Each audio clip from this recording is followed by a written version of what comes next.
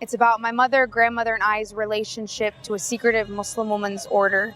And so it's not an easy topic. The film is really about the consequences of that relationship on the family, like my father, and what that relationship looks like between the two of them. And so it's not a story that's very easy. I think it's a story that, like, if I didn't bring it up, it would have gone with my mom to her grave. But I was really curious. I was curious about the group that she was part of, and I was curious about my mother's relationship to them and that love that I always saw, and that came with a lot of pain. Went into making the film hoping that, you know, I'm here and she's going to come to where I am and she's going to say, oh, I regret all these years, the 40 years of being with the group. And I think I was very naive. I was imagining that that's the way life works, but it's not human nature.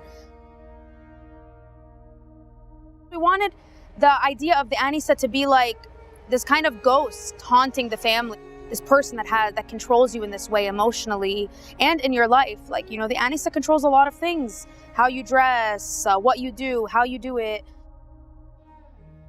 Like, I grew up with so many girls who were part of the group who now, you know, reject Islam, and it's a responsibility for me to be like, this is not the Islam I grew up on. Like, it's so many layers and so much beauty, but we always condense it into one box, and it has to fit this way, or else the person who put the hijab on me was the Anisa. Like, I was part of the group, I went to their schools, everything. I think I always knew that, like, if they told me something that was outside of Islam, my mother right away would say, leave it. When I grew up, I started to realize, like, oh, this is, like, my family is part of a very specific group. It's not, I thought everyone had an Anisa. No, this is a very specific group that we're part of. And then I started to distance myself and, like, be able to see as an outsider looking in and realize, that this is something very different and something that doesn't match the way I think and go about life. So obviously the group didn't know I was making the film.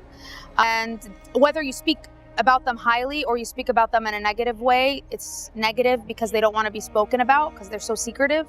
I did receive a couple messages of people that either I knew that were part of the group who were just like, what's this about? What is this image? What is Qaf? What are you trying to say? I mean, no one has seen the film yet, so I think it's like they're judging it before they see it.